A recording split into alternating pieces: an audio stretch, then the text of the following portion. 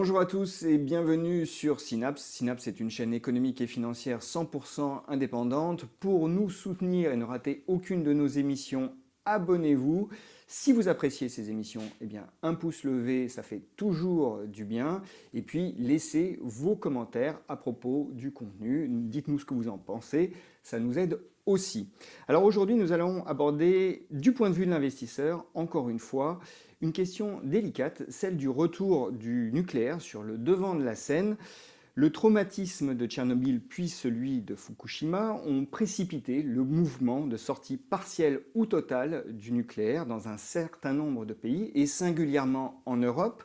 L'Allemagne, la Suisse, l'Espagne, la Belgique et les Pays-Bas se sont engagés résolument dans cette voie pour faire la part belle aux énergies renouvelables. Le nucléaire, au total, d'ici 2035, doit perdre 17 gigawatts de capacité en Europe. Bref, les jours du nucléaire semblent loin d'être radieux. Vous me passerez ce jeu de mots un peu douteux. En tout cas, on peut considérer qu'il s'agit d'une activité en décroissance structurelle, à tout le moins en Europe. Mais la perception du dit nucléaire est à nouveau en train de changer et cela aura possiblement un certain nombre de conséquences, directes ou indirectes, pour les investisseurs. Alors avec nous pour parler de ce sujet, ô combien sensible, Nicolas Boutor, analyste financier chez Alpha Value. Nicolas, bonjour. Bonjour Vincent. Alors Nicolas, on a un graphique qui montre où on en est aujourd'hui dans le mix énergétique en Europe. La part des énergies renouvelables dans le mix énergétique européen est déjà marquante. Le rapport de force avec le nucléaire s'est inversé à la fin de la première moitié des années 2010. On le voit très très bien. Du coup, quelles sont, Nicolas, les raisons principales du retour du nucléaire comme une option sérieuse du point de vue économique et financier, encore une fois, alors même que le virage des énergies renouvelables a été pris résolument? Alors, vous avez dit que le nucléaire est en décroissance structurelle. C'est le cas dans certains pays d'Europe. Vous avez cité ceux qui allaient en sortir. C'est moins le cas en Angleterre, par exemple. C'est moins le cas dans les pays d'Europe de l'Est qui ont plutôt tendance à étendre leurs capacités. Et c'est surtout beaucoup moins le cas en Chine, qui a un programme d'investissement de plusieurs centaines de milliards d'euros sur 20 ans pour construire près de 150 réacteurs, ce qui représente plus de 2 fois la flotte nucléaire française actuellement en opération dans le pays. Donc vous avez bien fait de le préciser, il faut relativiser cette histoire de décroissance du marché du nucléaire, puisqu'en effet, ce n'est pas vrai partout, et notamment en Chine. Mais je reviens à ma question initiale, pourquoi le nucléaire redevient un sujet d'intérêt en Europe? Le sujet principal autour de ça, c'est la crise énergétique qu'on vit actuellement. Cette crise énergétique, elle nous montre que peu importe ce qu'on peut en penser, c'est que la France s'en sort quand même plutôt bien par rapport à ses petits copains européens sur le plan énergétique. Et si elle s'en sort bien, c'est quand même grâce au nucléaire. Et pour vous donner quelques chiffres, sans intervention de l'État, les prix de l'énergie, de l'électricité en France auraient augmenté de 12% au 1er février 2022. En Espagne, les prix ont déjà doublé. En Italie, on est à plus 45%. L'Allemagne a déjà une des électricités les plus chères d'Europe.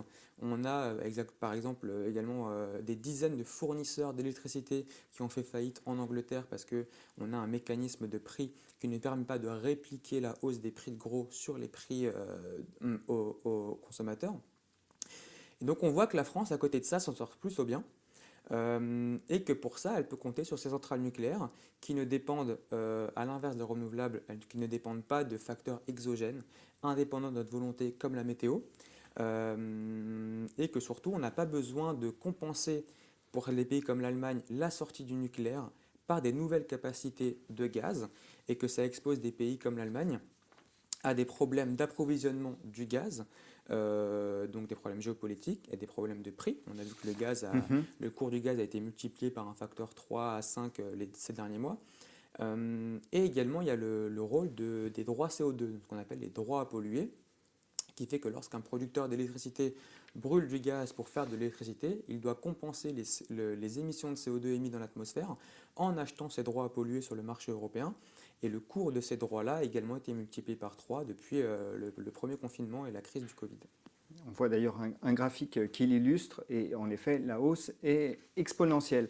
Donc si je résume un peu ce que vous dites, bon, il y a une question de prix aujourd'hui. Quand on a de nucléaire, finalement on produit de l'énergie moins chère, de l'électricité moins chère. Donc même si on a une flambée par ailleurs de certains hydrocarbures, eh bien la douloureuse est moindre. C'est ça l'idée. L'idée, c'est qu'en fait, le nucléaire n'a quasiment pas de coût marginal. Le nucléaire coûte très cher à construire, on a des coûts fixes qui sont énormes, mais on a un coût marginal, donc le coût de la dernière unité d'électricité produite est très faible. Ce qui fait que, et c'est à l'inverse du gaz, où le gaz, pour chaque unité supplémentaire produite, il faut brûler le gaz correspondant à cette unité-là, donc il faut l'acheter sur le marché, et il faut compenser les émissions de CO2 correspondantes au gaz qu'on a brûlé. Le nucléaire, ce n'est pas le cas. Le nucléaire utilise un peu de combustible, de l'uranium, qui a un coût assez faible dans le coût global du nucléaire. Mhm. Mais l'idée là, c'est que le nucléaire coûte cher au départ, mais ensuite est relativement stable et prend des avantages donc de pilotabilité, d'anticipation, etc.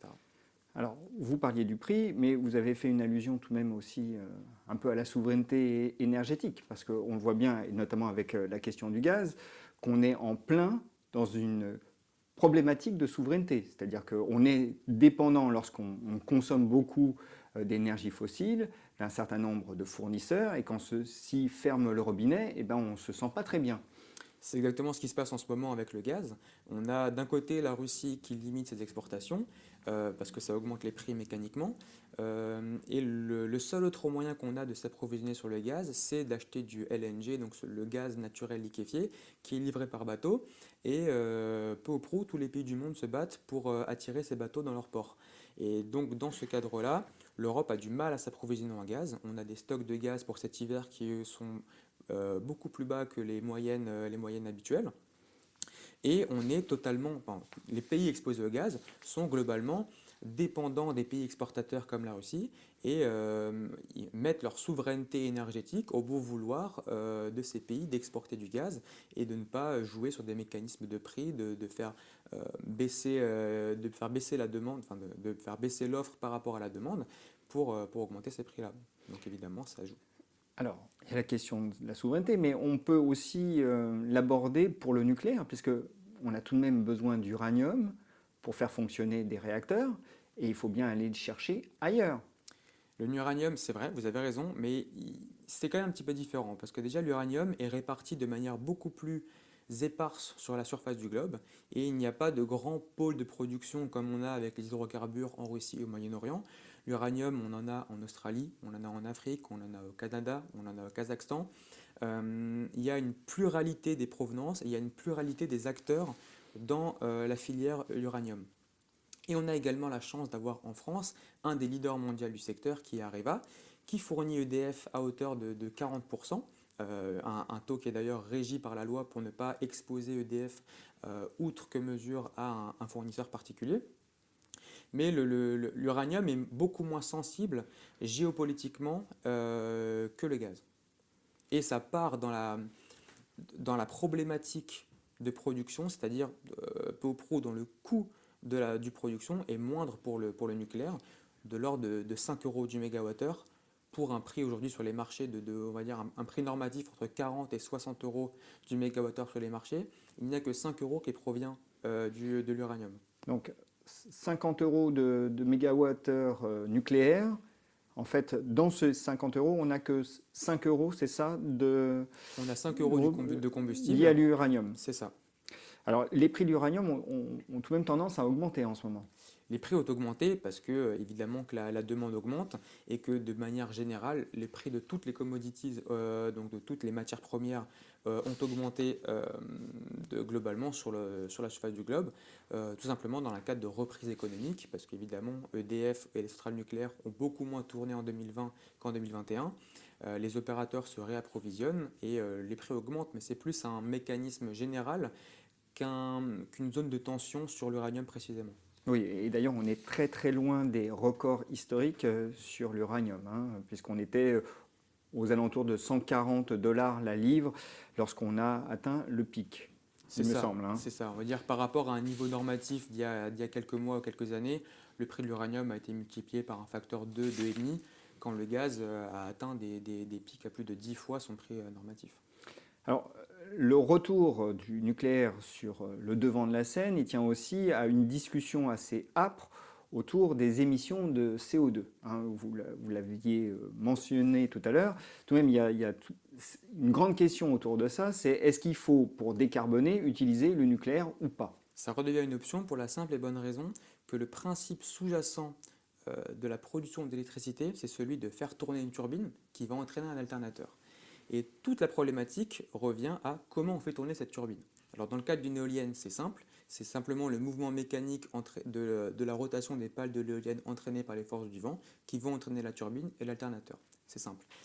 Dans les autres technologies, le gaz, le charbon et le nucléaire, ils reposent sur le même principe qui est celui de faire chauffer de l'eau et de créer de la vapeur et d'injecter cette vapeur dans cette turbine qui va ensuite entraîner l'alternateur. Donc le but sous-jacent de tout ça, c'est comment créer cette chaleur. Donc soit on brûle du gaz et du charbon, mais ça émet énormément de CO2, soit on utilise le principe de la réaction de la fission nucléaire, où on va bombarder des pastilles d'uranium avec de neutrons pour casser leur noyau, et cette réaction de casser le noyau casser le noyau d'uranium a la particularité d'émettre énormément d'énergie sous forme thermique qui vont ensuite servir à chauffer de l'eau, à créer de la vapeur, etc. Mais l'idée, c'est que cette réaction nucléaire-là n'émet pas de CO2, à l'inverse du gaz et du charbon qui sont brûlés. Alors, au cœur de ce débat, il y a un tableau qu'on voit apparaître à l'écran et je vais vous demander de nous le commenter. Donc, c'est, je le précise, le mix électrique, le mix électrique en Europe en 2020. C'est ça. Ce tableau, il parle de lui-même. Il montre que peu ou prou, tous les pays ont plus ou moins la même part, à quelques pourcentages près, d'énergie renouvelable au sein de leur mix énergétique. Donc il y a quelques exceptions, mais ces exceptions sont principalement dues au fait que ces pays ont des caractéristiques géographiques particulières qui leur permettent d'avoir beaucoup de barrages hydroélectriques qui sont cotés comme une énergie renouvelable. Mais sinon, on voit bien que, de manière générale, plus on a de nucléaire, moins on a d'énergie fossile. Et inversement, plus on a d'énergie fossile, moins on a de nucléaire, parce que chaque mix énergétique a besoin d'une base d'électricité pilotable, prévisible, anticipable, qu'on sait maîtriser et qui ne dépend pas de facteurs extérieurs comme la météo. Et donc c'est incarné par le nucléaire et les énergies fossiles. Et on voit bien qu'il y a un rapport de substituabilité entre énergie fossile et énergie nucléaire qui est assez fort. Alors, il faut qu'on donne quelques chiffres tout de même pour être un peu explicite sur les émissions de CO2. Si on fait une comparaison France-Allemagne, ça donne quoi? Grosso modo, la France émet en 11 mois ce que l'Allemagne émet en 1 mois pour sa production électrique. Parce que l'Allemagne est éminemment exposée au gaz et au charbon, et qu'aujourd'hui, pour vous donner une ordre d'idée, par mégawattheure d'électricité produite, le nucléaire émet de l'ordre de 10 grammes de CO2, le charbon 850 à 900 grammes, et le gaz au milieu des deux 450 grammes à peu près. Donc on a un facteur de pollution entre le gaz et le charbon qui est du simple au double, mais entre le nucléaire et le gaz qui est du simple à 30-40 fois de pollution. Donc le pari allemand de sortie du nucléaire, en termes d'émissions de CO2, il est perdant pour le moment. C'est un désastre, je pense qu'il n'y a pas d'autre mot. La politique énergétique allemande est un désastre, on le voit aujourd'hui.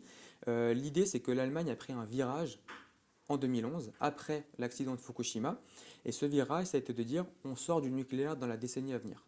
C'est le cas, ce calendrier sera respecté. L'Allemagne sort du nucléaire fin d'année prochaine, en décembre 2022, et va donc compter uniquement sur ses éoliennes, ses centrales à gaz et à charbon pour produire l'ensemble de son électricité.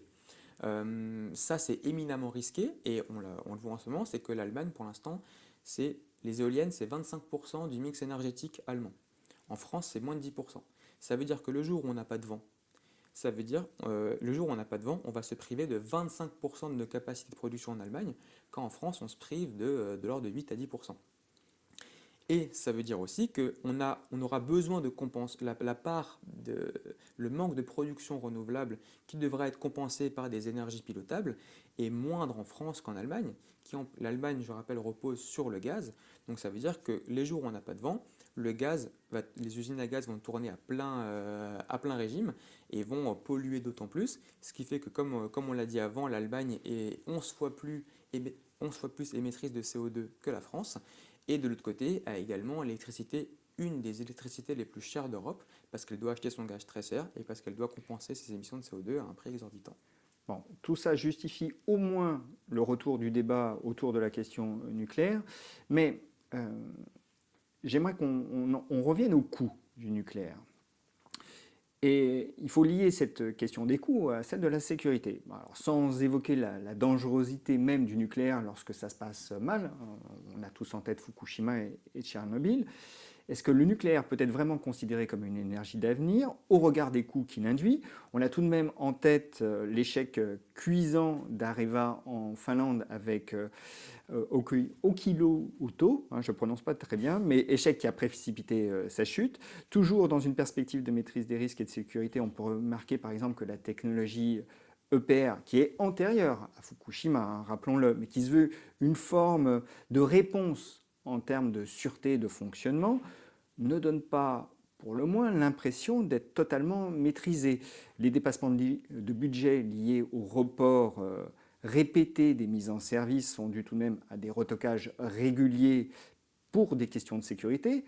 Et le seul réacteur EPR en activité, celui de Taishan en Chine, a été mis à l'arrêt durant l'été pour maintenance après un incident. Alors, certes, on peut voir le verre à moitié plein et se dire que les autorités de contrôle font bien le travail, puisque finalement, elles interviennent et elles reportent les mises en service, mais on retire tout de même l'impression un peu négative de tout ça, que ces projets ne sont pas maîtrisés et constituent, là encore une fois, du point de vue économique et financier, des puits sans fond.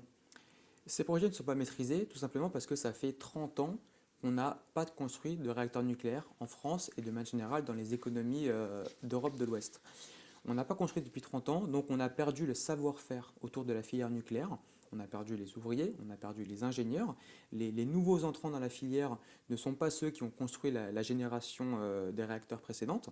Donc il y a une perte de savoir-faire. Et ces nouveaux projets doivent davantage être vus comme des projets pilotes pour relancer une filière, pour relancer une technologie, avec tous les délais et surcoûts que ça incombe.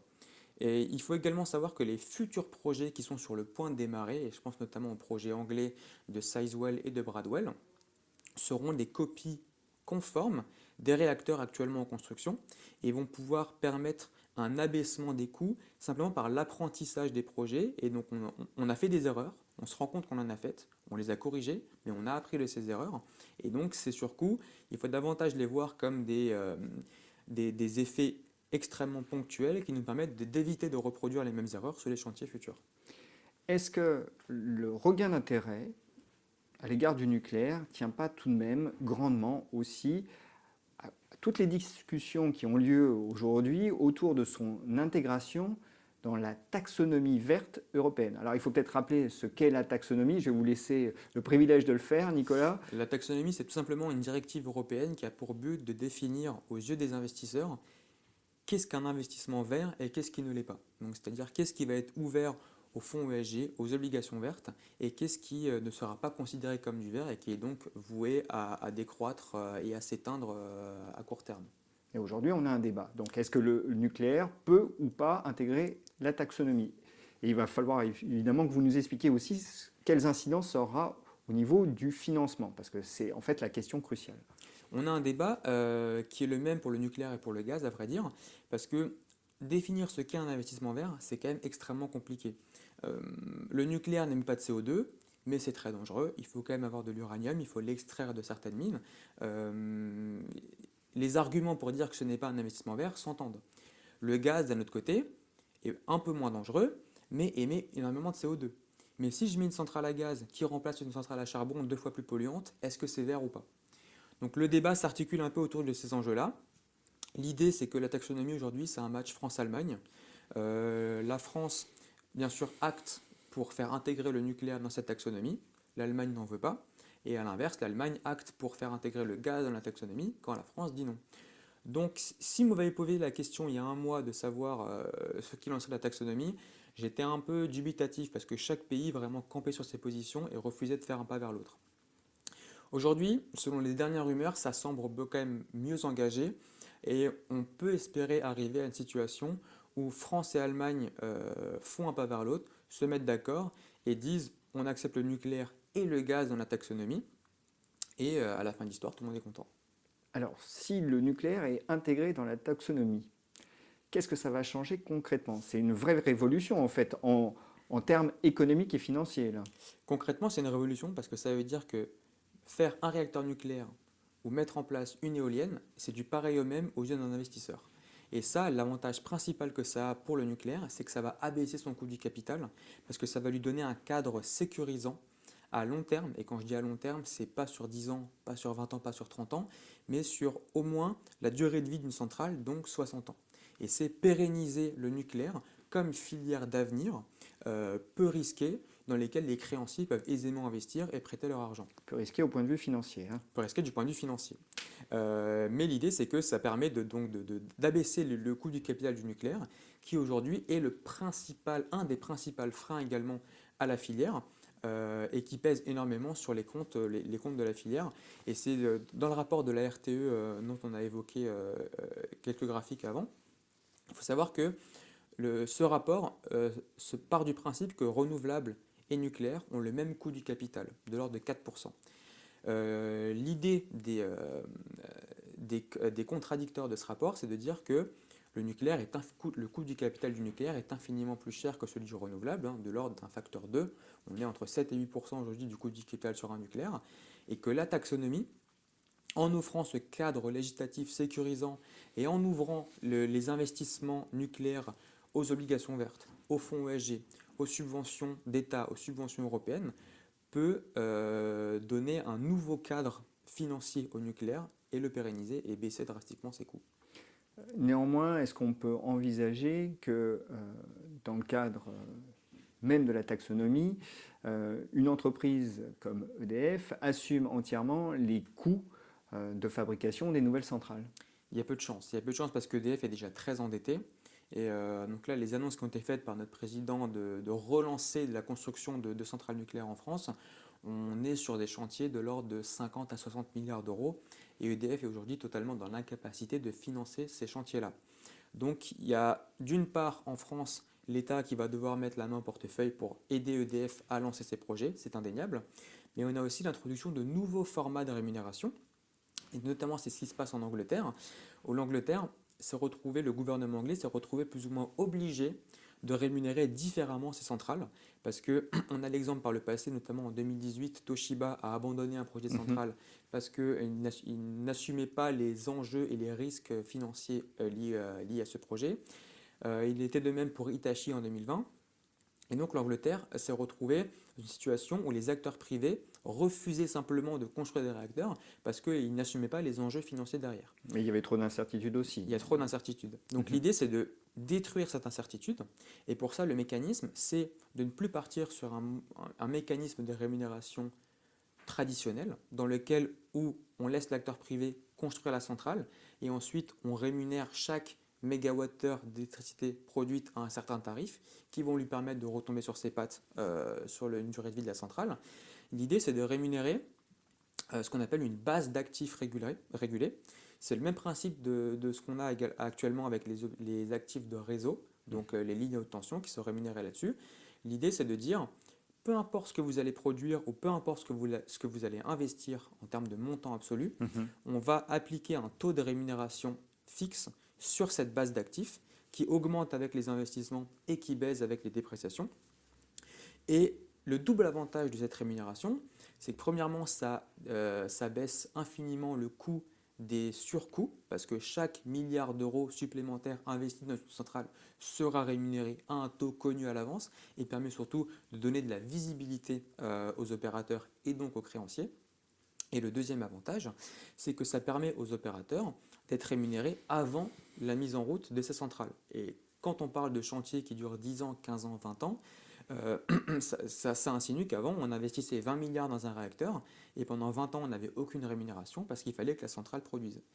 C'est ce qui pourrait être enlevé avec ce nouveau système de rémunération où, dès les premiers euros investis, un système de rémunération pourrait être mis en place et rémunérer l'opérateur. Donc ça, c'est un système qu'on pourrait voir apparaître en Grande-Bretagne, premièrement. Principalement en Grande-Bretagne parce qu'ils ont eu des dossiers d'acteurs privés. La contrepartie de ça, évidemment, c'est que ça fait peser le risque de ces chantiers et de ces projets sur les épaules du contribuable. C'est pour ça qu'en France, je pense qu'il y a un peu moins de chances de voir ce genre de projet émerger, parce qu'il faut voir finalement EDF comme une émanation de l'État. EDF appartient à plus de 80% à l'État. Donc finalement, que les surcoûts soient adossés à EDF ou à l'État, derrière c'est le contribuable qui paye quand même. Et je pense que c'est plus politiquement correct de laisser l'entité EDF absorber ces surcoûts que de dire que je suis l'État, je prends ça de ma poche. Bon, Nicolas, on a évoqué donc le débat autour de l'intégration du nucléaire dans la taxonomie, ne serait-ce que pour lutter contre les gaz à effet de serre. Très bien. Mais il faut tout de même comparer aussi les prix de l'énergie, de l'électricité produite par le nucléaire et par les énergies renouvelables. Est-ce que le nucléaire est compétitif? Alors le nucléaire est compétitif dans le sens où si on prend une unité de production électrique produite en absolu par le nucléaire par rapport au renouvelable, le rapport de la RTE par exemple dit que le nucléaire on est à 67 euros du mégawattheure, le renouvelable on est à 46 euros du mégawattheure, donc sensiblement moins cher.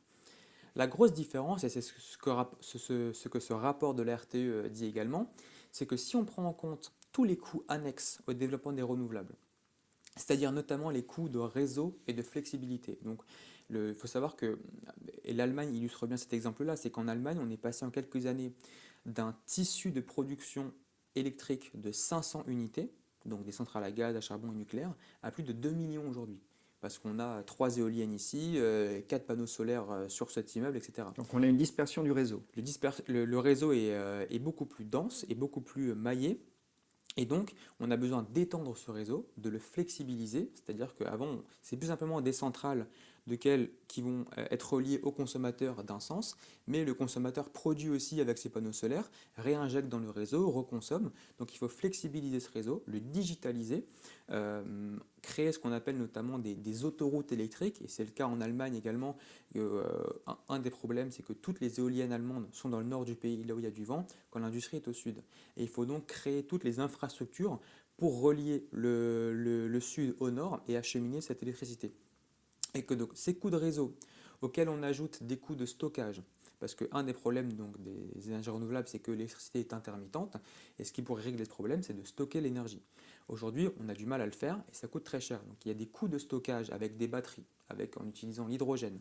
Et, euh, et le fait est que tous ces coûts mis ensemble, le renouvelable, un scénario électrique orienté à outre mesure sur le renouvelable, est beaucoup plus cher que celui du nucléaire.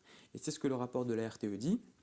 On a entre un scénario axé sur le renouvelable de manière agressive et un scénario dans lequel la part du nucléaire dans le mix électrique baisse. Donc là, je ne parle même pas d'étendre le nucléaire, mais juste de garder une capacité de production de base qui nous permette de compenser l'intermittence des renouvelables. Entre ce scénario-là et un scénario 100% renouvelable, l'écart de coût à horizon 2060, il est de 20 milliards d'euros par an. Donc 20 milliards d'euros par an sur 40 ans, ça vous chiffre à peu près le coût des renouvelables et la compétitivité du nucléaire, n'en déplaise à ses détracteurs. Bon, Nicolas, on voit bien que la compétitivité prix du nucléaire dépend grandement du mix énergétique. Est-ce qu'on peut considérer que le prix de l'électricité produite par le nucléaire peut baisser assez sensiblement, et ça de façon réaliste, hein, encore une fois, avec le développement des nouvelles technologies nucléaires? C'est un acte de développement tout à fait naturel. Ces nouvelles technologies ont l'avantage d'être beaucoup plus simples et donc mécaniquement beaucoup moins chères, dans le sens où, et c'est notamment le cas avec les réacteurs à sel fondu, les réacteurs au thorium, donc on commence à entendre parler, ces réacteurs-là fonctionnent à pression atmosphérique, quand les réacteurs actuellement en opération qu'on connaît en France fonctionnent à plus de 100 bars de pression, donc à plus de 100 fois la pression atmosphérique. Donc ça crée tout un problème de tuyauterie, de soudure, et c'est ça notamment les retards de Flamanville, ces fameuses soudures, c'est en fait la tuyauterie dans laquelle circule l'eau plus ou moins radioactive. Cette tuyauterie-là doit être éminemment sécurisée, Résistante. étanche, résistante, tout ce que vous voulez. Donc si on enlève comment dire, ce problème de la pression, on a des réacteurs qui sont beaucoup plus simples. Et ils sont beaucoup plus simples, ils sont donc beaucoup moins chers et ils mettent beaucoup moins de temps à se construire. Et plus sûr aussi? Ils sont plus sûrs parce qu'évidemment, quand on n'a pas de pression, on a beaucoup moins de risques d'explosion. Alors sans rentrer dans les détails, mais dans les réacteurs à sel fondu, on a des mécanismes de protection passive. C'est-à-dire que si la réaction nucléaire commence à s'emballer, on a des mécanismes mécaniques passifs qui vont faire rabaisser cette pression, on peut dire, nucléaire, et on a un réacteur qui se sécurise de lui-même. On a d'autres technologies que les réacteurs à sel fondu, on a ce qu'on appelle les réacteurs à neutrons rapides. Eux, le gros avantage qu'ils ont, c'est que dans un réacteur classique, on utilise de l'uranium 235.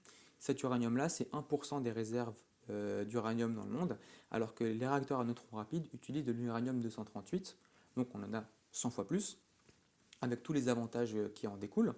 Et aussi, surtout, ils peuvent utiliser comme combustible les déchets dont on ne sait pas quoi faire aujourd'hui, qu'on voudrait enfouir sous terre pendant plusieurs milliers d'années. Ces réacteurs-là pourraient utiliser ces déchets comme combustible.